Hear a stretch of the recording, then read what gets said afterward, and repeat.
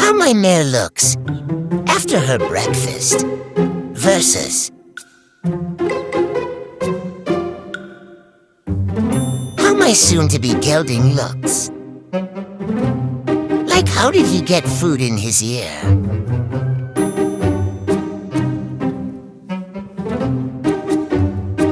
Did you even ingest food, or is it all on your face? Tater, please never change.